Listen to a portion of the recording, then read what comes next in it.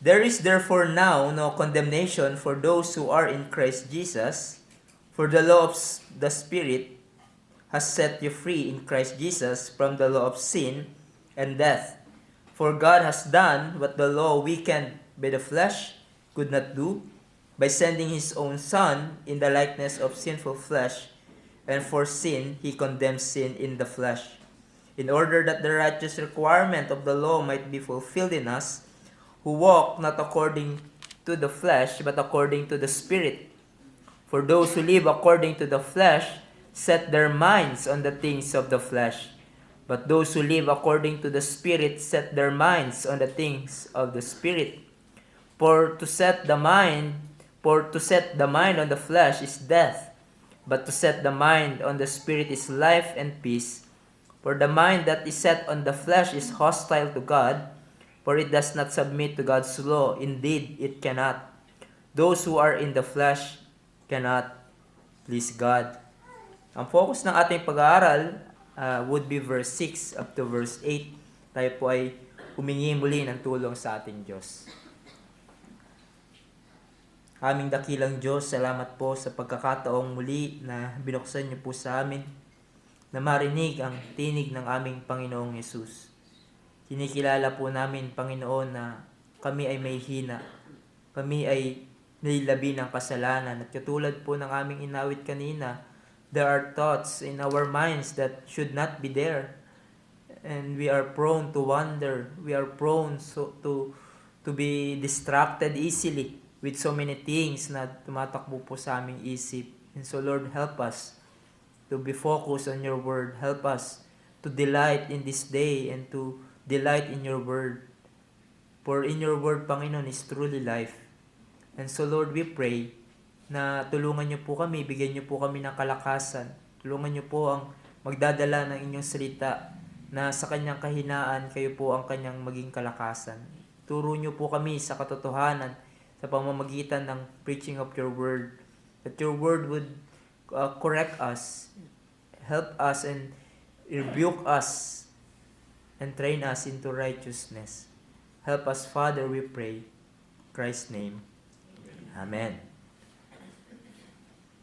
Sa ating pagpapatuloy ng Romans 8, beginning verse 5, ay tinitignan natin ang contrast between those who walk according to the flesh, that is the unbelievers in the fallen and corrupt natures, and those who walk according to the Spirit, ang mga mananampalataya.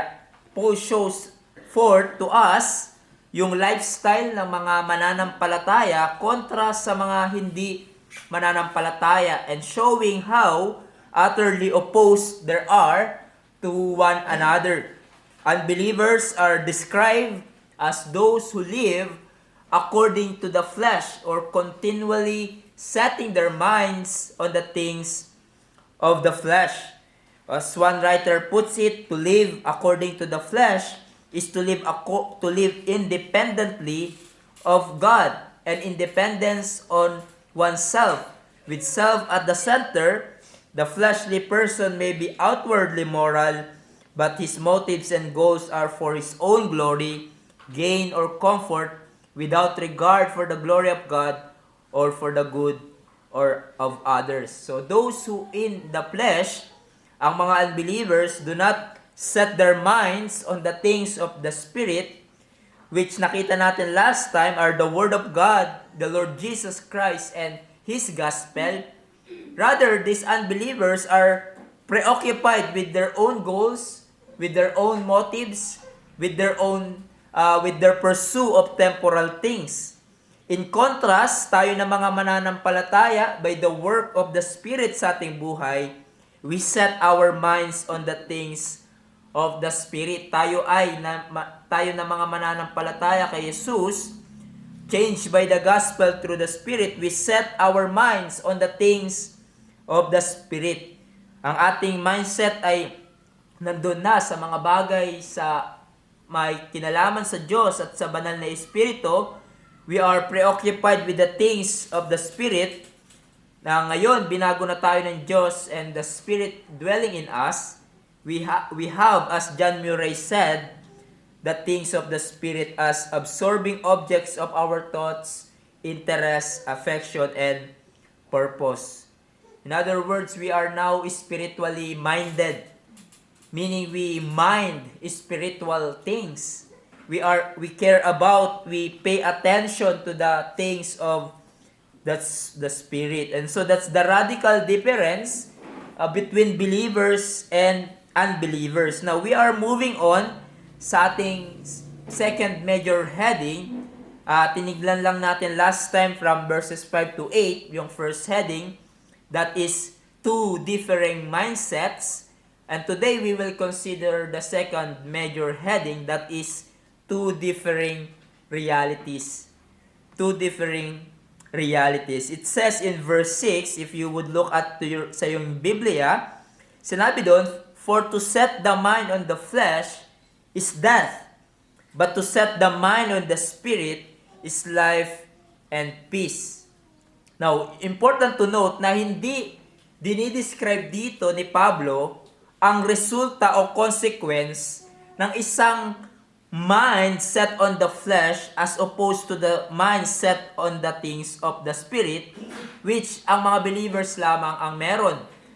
Paul is not saying that the mind of unbelievers consequently or tutungo sa kamatayan o magre-resulta sa kamatayan. And the mind of of believers leads to life and peace. Well, others hold that interpretation na ang tinutukoy dito ni Pablo ay ang magkaibang consequences ng pag-iisip ng believers at unbelievers. And though in some sense, ito ay totoo na merong consequences. But I take the view that Paul is stating a reality here. It is a statement of fact. Sinasabi ni Pablo that the mind set on the flesh, taglay-taglay niya, taglay-taglay ng mga hindi mananampalataya, it is in fact death. But the mind on the Spirit, taglay-taglay ng mga believers, is in fact life and peace. Yung salitang for to set the mind on the flesh is death, literally, for the mind on the flesh, death. There's no word is in the original language, at ganun din sa salitang the mind on the set the mind on the Spirit, life and peace. So literally, the mind on the Spirit, life and peace. And again, merong pagkukontrast na ginagawa dito si Pablo. Unang pinapakita dito ni Pablo pagdating sa mga unbelievers is that to be carnally minded or unspiritual minded is death. The mindset of unbelievers is death. No, ang kaisipan ng hindi mananampalataya ay patay. It is spiritually dead because the unbeliever is spiritually dead. And thus, katulad ng sinabi sa 1 Corinthians 2:14, the natural person does not accept the things of the Spirit, for they are folly to him, and he is not able to understand them because they are spiritually discerned. In other words, they cannot think straight, spiritually speaking. They cannot think properly, if you will, as far as spiritual issues are concerned. Hindi nagme-make sense sa kanila ang mga bagay patungkol sa Diyos. Marahil naranasan nyo na meron kayong tinuturuan ng salita ng Diyos or bina-Bible study ng matagal na panahon. Hindi naman sobrang baba ng kanilang pinag-aralan, or yung mga anak ninyo na tinuturuan nyo, hindi naman mababa ang kanilang pinag-aralan or nakakaintindi naman sila, pero hindi nila magigets. Hindi nila nagigets yung patungkol sa gospel and the word of God. Or kung nakakaunawa sila, hindi sila nagsasubmit sa sinasabi ng salita ng Diyos. And I have experienced that sa mga bina-Bible study namin noon. Tinuturuan mo sila na hindi sa pamamagitan ng mabubuting gawa ang paraan ng kaligtasan at tanging kay Kristo lamang. Ngunit nakikita mo na naman or maririnig mo sa kanila mismo, para sa kanila, kailangan pa din ng mabubuting gawa para maligtas. Why is that? Dahil ang kanilang pag-iisip ay patay sa Diyos. It is dead now and forever kung sila ay magpatuloy sa gantong kalagayan. I mentioned last week yung Ephesians 4:17 kung saan dinescribe ni Pablo ang mga unbelievers. He said, "Now this I say and testify in the Lord that you must no longer walk as Gentiles do, in the futility of their minds. They are darkened in their understanding, alienated from the life of God, because of the ignorance that is in them due to their hardness of heart." Sadly, unbelievers don't have any idea what it means to be saved, what it means to be forgiven of their sins, what it means to be loved by God, and no longer under God's condemnation. Unbelievers cannot celebrate Romans 8:1, that there's now no condemnation for those who are in Christ.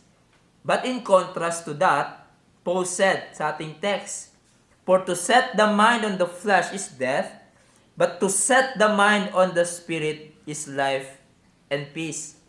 Meaning, concerning the unbelievers, to be spiritually minded, to set their minds on the things of the Spirit is life and death. And again, there is no word "is" in the original language, which an auxiliary verb in English. And so, ang pag-iisip controlled by the Spirit, set on the things of the Spirit, ibig sabihin ay life. Life kontra sa death. Believers are spiritually alive to God. We have eternal life in Christ Jesus.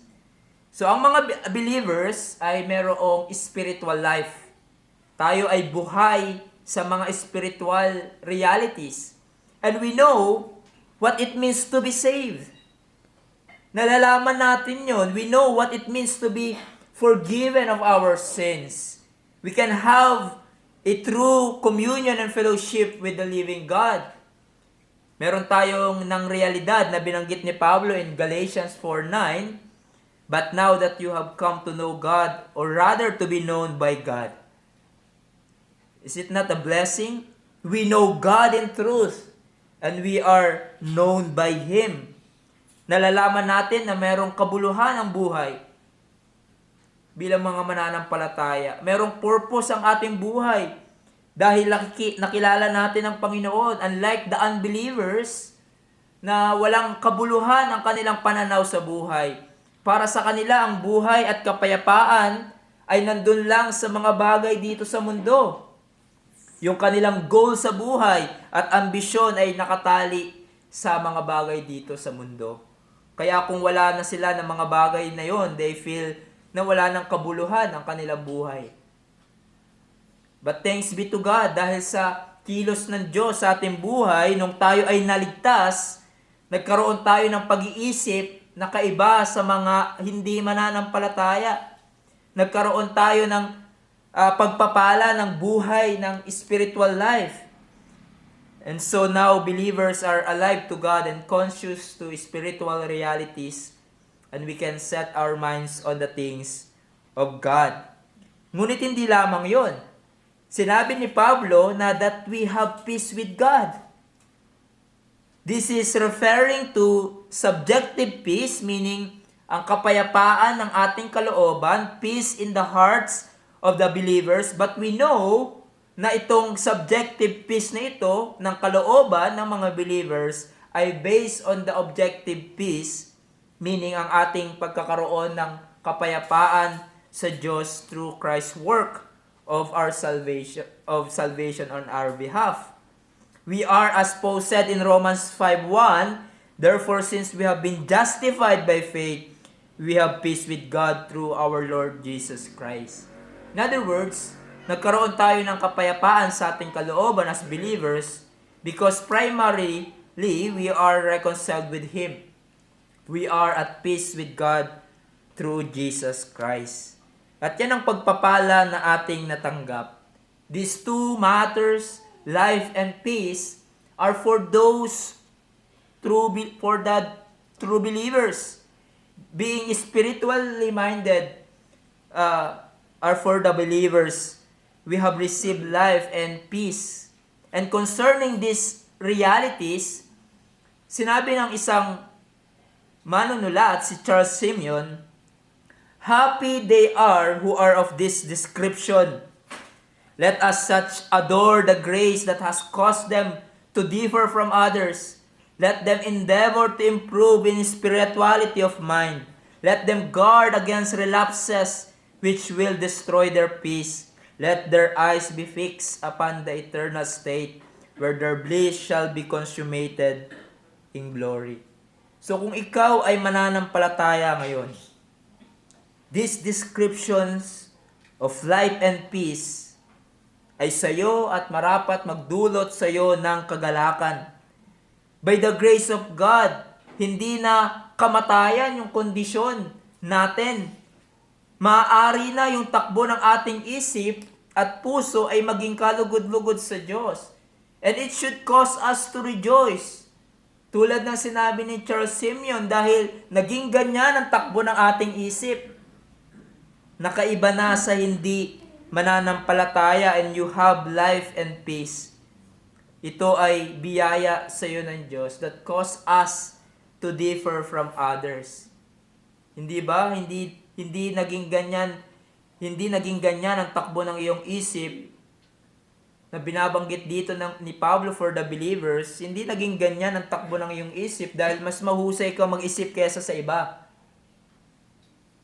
Hindi naging ganyan ang takbo ng iyong isip that you are able to fix your mind on the things of the Spirit dahil there's something good and glorious ang nakita ng Diyos sa iyo. Paul said, who makes you differ? Who makes you different from anyone else? What do you have that you did not receive? Ay masasabi lang natin, like Paul, we are who we are by the grace of God. And that should lead us to rejoice and keep us humble. And moreover, Paul goes on to say, and he gives reasons kung bakit the mind set on the flesh is death. Sinabi niya sa ating text, for the mind that is set on the flesh is hostile to God, for it does not submit to God's law. Indeed, it cannot. Those who are in the flesh cannot please God. So here in these verses, ay papaliwanag ni Pablo bakit kamatayan ang kondisyon ng mga unbelievers. This will show us why is it that their spiritual condition of unbelievers is such a mess before God. Ang unang reason, the mind of unbelievers is hostile or enmity against God or toward God. Their mindsets, their thinking, their perspectives are at war with God. Now again, yung salitang is in our translation ay wala sa original language. It was added by translators, which means the mind of unbelievers is enmity or hostile itself toward God. Yung salitang hostile or enemy, it means antagonistic. At ito ay actively antagonistic. Talagang laban sa Diyos. Kinakaaway at kontra sa Diyos ang pag-iisip ng unbelievers. Sinabi ng isang writer, their disposition of their heart toward God is one of downright hostility. Di ba? Paano ito ginagawa ng mga unbelievers? As one commentary puts it in this way, first, they are actively shaking their fist at God. Talagang may mga unbelievers, di ba? Galit sa Diyos. Actively sinusuway nila ang Panginoon at ang kanyang kalooban. They do whatever they want, and even others call themselves atheists. At nagpapakita sila ng kanilang rebellion sa Diyos sa kanilang paggawa ng kasamaan. But yung pangalawa, kung yung kanina active, rebelling against God, but meron din namang passive in a sense na ang unbelievers, they are neglecting God by not believing to Jesus by faith for their salvation. So para sa kanila, wala lang. Do madalas, naririnig nila yung magandang balita ng kaligtasan. Napapangaral sa kanila Sunday after Sunday, it is being offered to them, and yet they neglect it. They don't listen to the words of Christ. And this is the horrible condition ng mga unbelievers. May problema sila sa kanilang disposition, sa kanilang mindset because it is enmity. It is actively antagonistic toward God. Diba? Even though merong mga unbelievers, hindi nila externally expressing their enmity toward God. At marahil iniisip nila na in good terms sila sa Panginoon. Dahil marahil iniisip nila nagsisimba naman sila, no, gumagawa naman sila ng mabubuting bagay. Ngunit anong description ng salita ng Diyos sa kanila? Ang kanilang pag-iisip, ang kanilang disposition ay laban sa Diyos. Externally, we may not see it, but the Bible said their minds are actively antagonistic toward God. But yung pangalawa, unbelievers with such mindsets are not subject to God's commandments. It says, "For the mind that is set on the flesh is hostile to God, for it does not submit to God's law." Alam niyo po yung salitang submit or subject, it is a military term. As many commentary said na ito ay ginagamit concerning one being in subjection to the orders of the commanding general. In other words, ang mga hindi mananampalataya is not in subjection, hindi nagpapasakop, hindi sumusunod, hindi nagbabow down to the great commander of all, ang Panginoong Diyos, who gave His righteous law for our good. As we have seen in Romans 7, the law of God is righteous and holy and good. And yet, sa pagiging bondage ng tao sa kasalanan, they can use the law of God to sin more. And man by nature and lifestyle is rebelling against God. He and she does not want God to be in charge.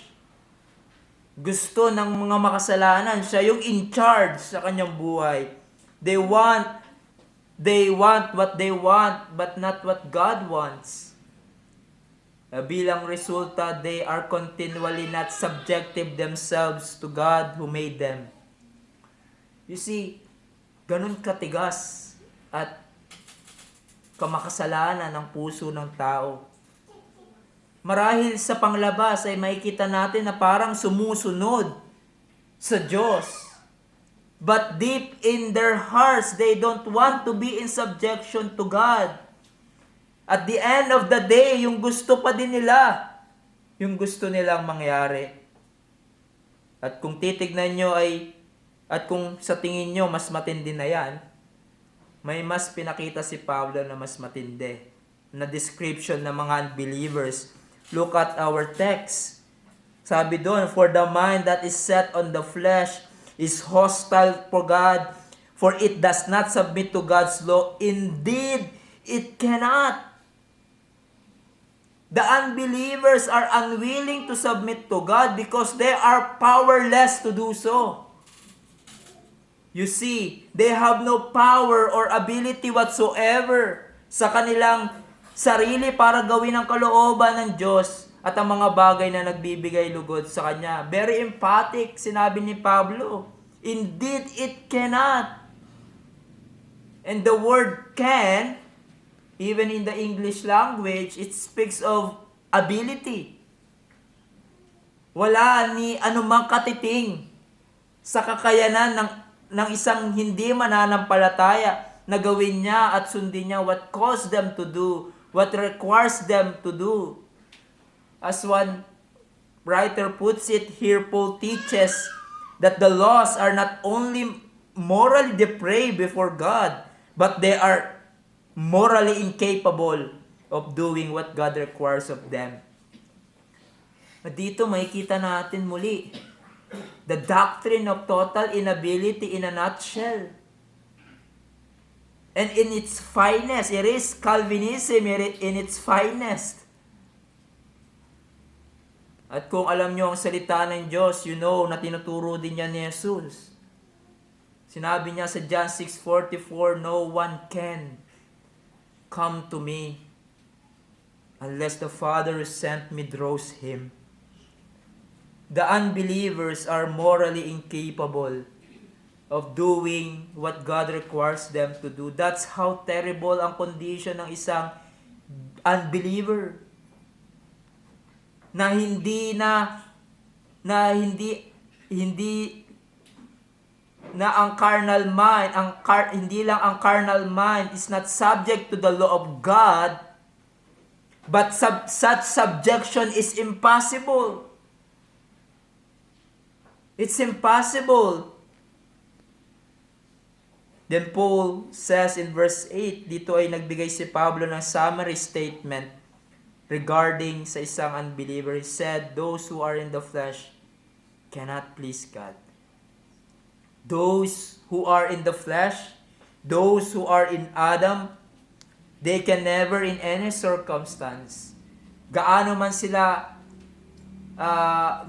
nila subukan, they cannot please or earn favor with God. It is impossible. Paul is saying, ang unbelievers, hindi nila kayang sundin ang batas ng Diyos nor ang kanyang kalooban, at bilang resulta, they cannot do anything to please God. Maaaring isipin ng isang unbeliever na yung pagpunta niya sa church, ang kanyang pag-aayuno, ang kanyang religious activities, na parang nakukuha niya ang pabor ng Diyos. Ganyan ang pag-iisip ko noon. At marahil lang iba sa inyo, nung hindi pa ako mananampalataya, iniisip natin na kung gagawa ka ng mabuting bagay, magsimba ka tuwing linggo, umawit ka ng mga kantang may kinalaman sa Diyos, or dili kaya magbigay ka sa iglesia, you think na may uuwi ito sa pabor ng Diyos. But the Bible says no. It is impossible to earn the favor of God dahil bilang mga kasalanan, hindi natin mabibigay ang mga bagay na kalugod-lugod sa Kanya. We all stand lost and unacceptable before God. Marahil meron akong kinakausap dito ngayon. Iniisip nyo, lahat ng tao ay tatanggapin ng Diyos. Or lahat ng ginagawa nyo, basta tatanggapin ng Diyos. If you are not in Christ, apart from Him and His righteousness, lahat ng iyong ginagawa ay titignan ng Diyos na maruming basahan sa Kanyang kaharapan. As long as you are in the flesh, the only response you will receive from God is His displeasure. Unlike yung sinasabi ng ating mga Armenian friends, na sa sariling kalooban ng tao ay kaya niyang piliin ng Diyos, kaya niyang tanggapin ng Diyos. Sa kanyang malayang kalooban, to choose God and His salvation. But here Apostle Paul is so plain. The unsaved cannot make themselves right with God. They cannot choose God and His salvation. They cannot, for they do not have the moral or the spiritual power to do that. Now, marahil ang ibabatong objection ng iba, kung hindi pala sa sariling kalooban ng tao ang kaya niyang piliin ng Diyos to choose Christ and His salvation, if a person has no moral ability to please God, how then such a person is accountable to God? Bakit merong pananagutan ng tao sa Diyos kung hindi pala kayang piliin ng tao ang Diyos sa kanyang sariling kalooban? At ang sagot dyan is simply this: they are accountable to God and answerable to Him dahil first of all, we are creatures made by God and yet we choose to sin. Sa kanilang pagiging likas na makasalanan, ang ating unang mga magulang din ay pinili nila ang kasalanan imbis na ang Diyos na naglikha sa kanila. And so, as one writer notes, that spiritual powerlessness before God is absolutely no excuse for our sins before Him. Absolutely no excuse. So apart from Christ, we cannot please God. Magiging kalugod-lugod lang tayo sa Diyos kung tayo ay in Christ and have His righteousness imputed to us. But you know, ang magandang balita para sa mga hindi mananampalataya, although you are powerless to save yourself, God is powerful enough to save you. Although sa iyong sarili hindi mo kayang maligtas, hindi mo kayang magbigay lugod sa Diyos at baguhin ang iyong matigas na puso, God is so powerful, omnipotent to change you. God has the power through the gospel and by the Spirit to make those spiritual powerless be changed and be saved. And ayan yung pag-asa natin even as we evangelize to the people. Alam natin they are dead. And we are like Ezekiel, sa kanyang sinabi na we are standing on the dry bones. At sa ating husay sa pananalita, kahit sa husay natin pag-explain ng gospel, they cannot respond. But what's our hope? The Holy Spirit. He is so powerful to change the heart of a person. And so we always cling to His power as we preach the gospel, as we explain the gospel to your children, to our neighborhood. Umaasa tayo sa Kanyang kapangyarihan. God has the power through the gospel and by the Spirit to make those spiritual powerless be changed. God has the power to raise into new life those who are spiritually dead in sin and trespasses, those who are walking according to the flesh, to deliver them and make them people who walk according to the Spirit. We are powerless to save ourselves. We cannot do it, but God can. And He did. Ginawa ng Diyos ang hindi natin kayang gawin. At yun ang iligtas tayo sa lusak ng kasalanan. At magkaroon ng katuwirang kalugod-lugod sa Kanyang harapan. Marahil meron akong kinakausap dito. Nalalaman mo na hindi mo kayang iligtas ang iyong sarili dahil sa iyong pagiging makasalanan. Ano ang solusyon? There's only one solution and it is Christ. And so you go, and so lumapit ka sa Diyos. Lumapit ka kay Jesus and say, Panginoon, hindi ko kayang iligtas ang aking sarili. Hindi ko kayang baguhin ang masama kong puso. Ngunit ikaw, O Diyos, kaya mong baguhin ako at iligtas. Lumapit ka kay Jesus, my friends. Manampalataya ka tangi sa Kanya.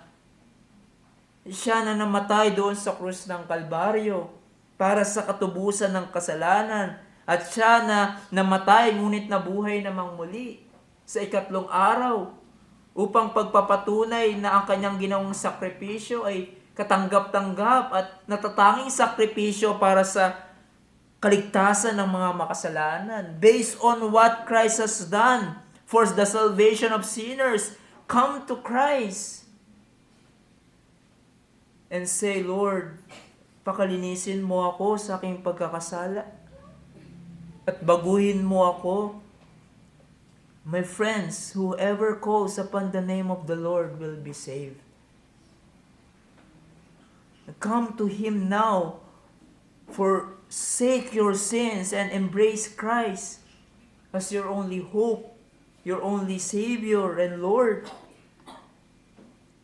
And so, nakita natin ang dalawang magkaibang realidad. To set the mind on the flesh is death. That's the condition of unbelievers. But to set the mind on the Spirit is life and peace. That's for the believers. So we have seen how terrible it is to walk according to the flesh, to be in Adam. And so for us believers, since we became those who set their minds on the Spirit through Christ, it should lead us to thankfulness. Marapat tayo magpuri at magpasalamat sa Diyos dahil sa Kanyang biyaya at sa Kanyang ginawa. Tayo ay naging taong who set their mind on the Spirit. Merong pagbabago ang nangyari sa atin, hindi po ba? Kung tunay kang mananampalataya, merong pagbabagong nangyari sa iyo. Nang tayo ay naging mananampalataya, we are not what we used to be.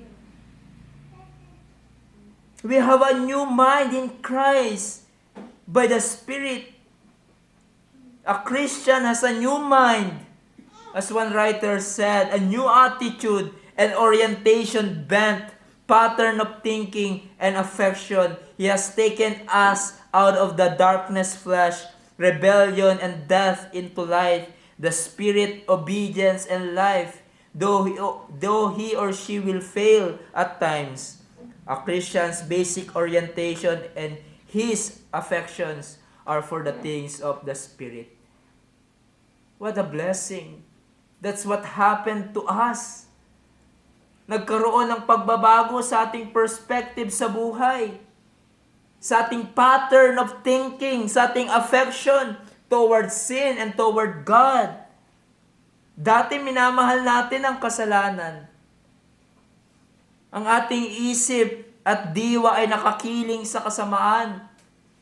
But when, by the grace of God, we heard the gospel, and the Spirit of God changed us, we became those people who set their minds on the things of the Spirit. Yes, hindi perfect. We fail at times, even sa takbo ng ating pag-iisip. We are, as our hymn says, we have not known thee as we ought, nor learned thy wisdom, grace, and power, and the things of earth have filled our thoughts and trifles of the passing hour. But ang realidad, nagbago yung direksyon ng ating buhay noong tayo ay naging mananampalataya. At kung ikaw ay na kay Kristo, mayroong pagbabago ang ginawa sa iyo ng Diyos. Maging sa takbo ng ating pag-iisip. Before Christ, masyadong self-centered yung takbo ng ating isip. Gagawin natin yung gusto nating gawin. But when God saved us, He changed us. At sa Diyos ang papuri sa gantong gawa niya sa ating buhay. Why? It is all His doing. Yung description na binanggit ni Pablo sa ating text, mga kapatid, yan yung dati mong buhay. Yan yung dati mong buhay. Your mind was hostile to God. You could not submit to God's law. You once live in the flesh and cannot please God. But when God, by His grace and by the power of the Spirit, He changed your heart of stone to the heart of flesh. And He causes you to walk according to His Spirit. to set your minds on the things of the Spirit. Ang hindi mo kayang gawin, ang baguhin ang iyong sarili ay ginawa ng Diyos para kay Kristo Jesus. It is amazing grace. Is it not? And that should lead us to praise God and be amazed. Be amazed again sa amazing grace ng Panginoon. But secondly, since we became those who set their minds on the Spirit, and yet because of the remains of sins, we need the renewal of our minds by His help. Yung tayo ay naging believer, nagbago din ang takbo ng ating pag-iisip. And yet, dahil nabubuhay pa tayo sa masamang takbo ng mundong ito, at meron pa tayong labi ng kasalanan sa ating buhay as believers. Now, kung tatanungin ko kayo, how much time and energy ang ginagamit nyo to focus on the things of Christ? How much do you do to focus on the things of God? To set your minds on Christ and His glory and His honor. How much do you do to focus on heavenly realities and eternity? Is it not true na madalas natatabunan ng mga bagay sa mundong ito, ng mga alalahanin ng mundong ito, ang mga bagay na aking binanggit? We are, like our hymn says, prone to wander and we feel it. Our mind is so easily be distracted with so many things. That's why kinakailangan natin ng renewal of our mind sa pamamagitan ng pagsik ng banal na Espiritu daily. Sabi sa Romans 12:2, do not be conformed to this world, but be transformed by the renewal of your mind, that by the testing you may discern what is the will of God, what is good and acceptable and perfect. And again, ang mundong ito trying to squeeze us to its mold.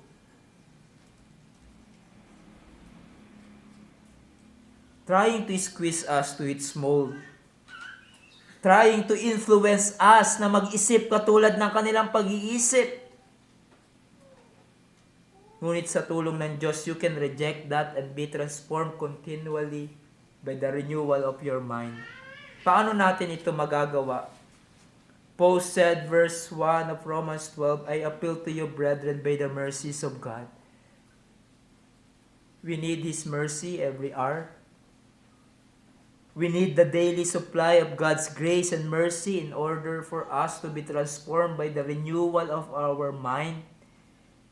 At sa habag ng Diyos sa atin, tulad ng nabanggit ko last time, ay pinagkalooban niya tayo ng mga kaparaanan for us to grow to spiritual mindedness. Para lumago sa pag-iisip na align sa kalooban ng Diyos. For us to grow, para makapag-focus tayo on the things of the Spirit. Nandyan ang salita niya. I said it before and I will say it again. Do not neglect the daily reading and meditation of God's Word. It is your food. Food for your soul. It helps us not only to grow spiritually, but it helps us to focus our mind on things that are really matter. It helps us to think after God's thoughts. And so we must saturate our lives with the Word of God so that we may think after God's thoughts.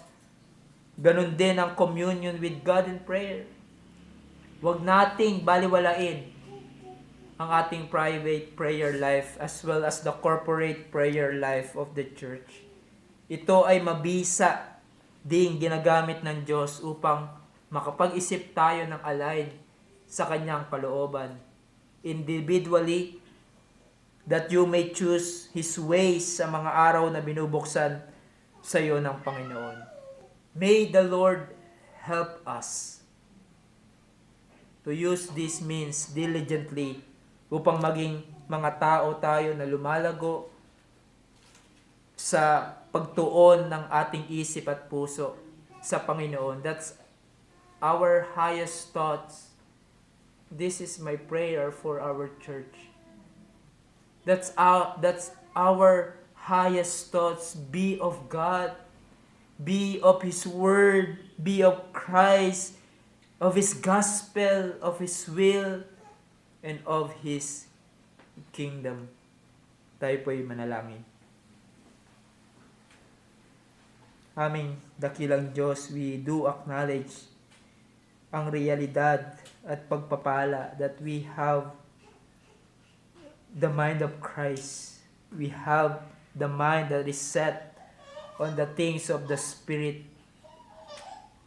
And yet, Lord, we know na itong pag-iisip na ito ay even has a remains of sin.